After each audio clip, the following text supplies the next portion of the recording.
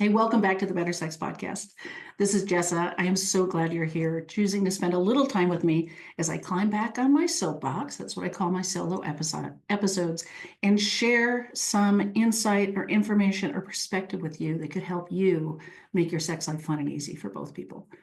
So today I am talking about the two types of desire. Now, for all of you in my Intimacy with Ease course, you have heard me go on and on about this. If you are a therapy client, you've heard me go on and on about this. But I feel like I can't talk about it enough because it is so, so important. It is so misunderstood and it is so impactful. So there are two doorways into sexual desire, and we tend to only know about one. And this is a big deal for anybody in a relationship where you are struggling with desire discrepancy. Somebody wants more sex than the other person, and there is this anguish and pain and distress and maybe conflict over this gap in libido. This is such a crucial concept to understand, and it's actually the key to change. This kind of encapsulates everything that you need to adapt to bridge this gap in a really easy way. So, two types of sexual desire. So, one I call proactive. And this is where you're thinking about sex. It's on your mind, right? You are aroused, you're horny, you're thinking about it, you would like to do this thing. And I think this is what we expect to feel. This is what we think of as libido. This is what we see in the movies and on TV. We think we're supposed to feel this desire as if it works kind of like hunger. It's this natural drive that we should just feel.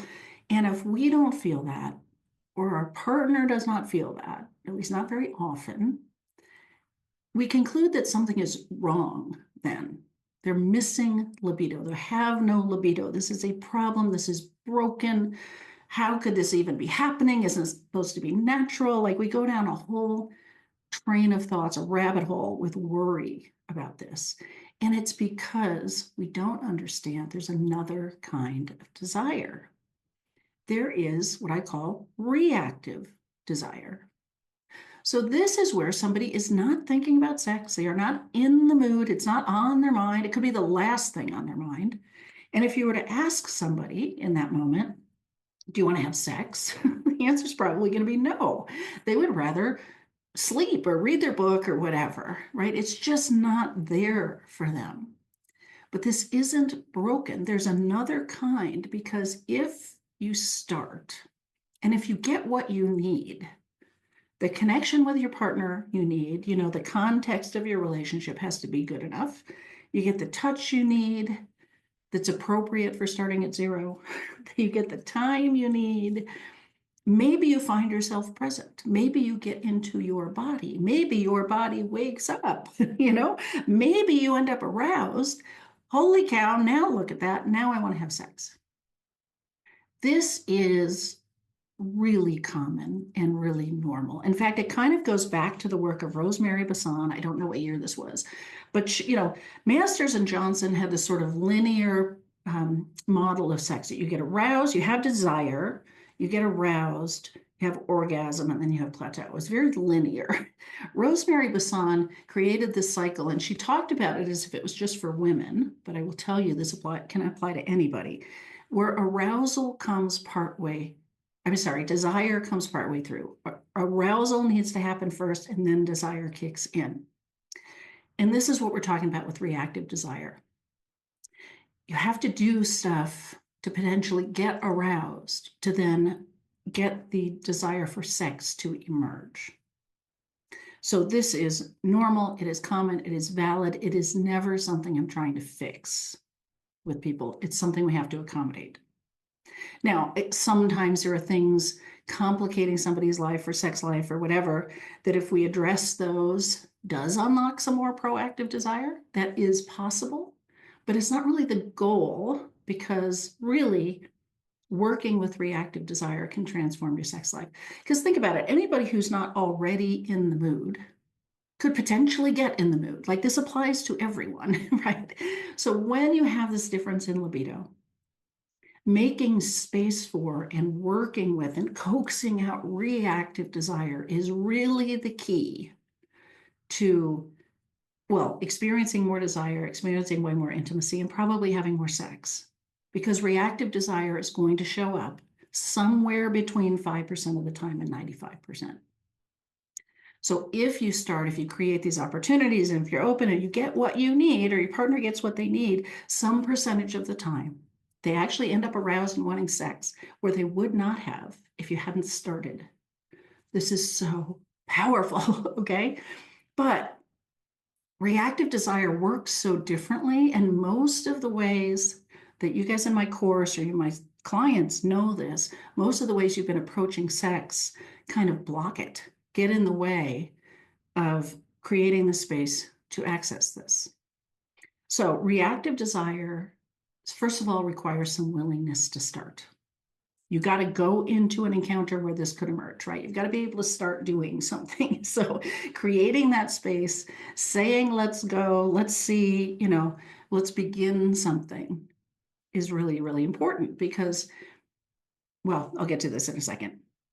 The second thing it requires is input from the person whose engine is cold, some self-awareness, and some input about what you would like right now. What would feel good? Where do you want to start? What would feel okay? For a lot, I use this engine metaphor, right? Somebody's engine is cold, you're at 0. For a lot of couples, they know what to do from 50 to 100. Back in the day, perhaps when you first got together, you both come in hot, you know what to do when you're both aroused and interested. You got that covered. 0 to 50 can be totally different and totally unfamiliar and unexplored. And it might feel a little awkward, it might feel strange, but for a lot of people, what feels good at 50 does not feel good at 0. So you can't just start off doing the usual routine when you have sex, when you're both aroused. You have to find something different, like a different on-ramp. And this takes input from the person whose engine is cold. You've got to participate here and say what you would like and where you'd like to start and be active in this, okay? The other thing that reactive desire really needs is flexibility. Because it doesn't show up all the time, just because you start, it's not a commitment to finish. So many couples approach sex like it is a yes or no question and like it is all or nothing. We are either doing this thing or we are not doing this thing. And they will say, do you want to have sex? That is a yes or no question. As desire discrepancy becomes more problematic, what will happen is you're going to get way more no. Because somebody with reactive desire sitting there at 0 cannot quite imagine getting in the mood. And they certainly can't predict if that's going to happen. Like they can't see around that corner. So they're only going to say yes when they're sure they can do the whole thing. And that's not very often, typically, or at least becomes more rare and more rare. Okay. So you start getting more and more no. And in fact, you even start getting less and less physical affection in general because a reactive desire person, someone more on that end of the spectrum, starts to be really afraid to trigger desire in their partner. They don't want to get something started and seed that idea in their partner's head that maybe that we could have sex. And then it turns into this thing where they either, feel like they've got to do this or they've got to let you down. So this flexibility is crucial. Reactive desire needs maybe, which doesn't mean maybe later, maybe tomorrow. It means maybe let's begin being physical. Let's see what happens. And we don't know yet if we're having sex. We cannot tell yet. So don't think ahead, don't have goals, don't have expectations. Now, you may have desires. You may want this, that's okay. But don't create an expectation that this has to happen if we start. And if the two of you can take the pressure off of this and play around with this idea and incorporate this, it becomes much easier for the lower desire person, the person with more reactive desire, to show up relaxed, really put themselves in it, really think about what they might like and create the space where they really could become aroused. If there is pressure on this, if you can fail it, if I could let you down, if you're still going to expect sex, anything that builds onto the pressure that you're feeling is going to keep them from even going there, even trying, right? So this concept of reactive desire It is the bridge when there's this gap in libido. Changing everything you're doing to incorporate this, to make space for it, to celebrate it, and if you think about it, all these times that you do this, that you become intimate without knowing where it's going to go, are times that you're being intimate. You're being physically close, you're touching each other, this is stuff that's so lovely, whether it turns into sex or not. And again, some percentage of the time, if everything else is good, desire is going to show up. And that's the sex you have that you would not have had if you had not started. Okay, such an important concept.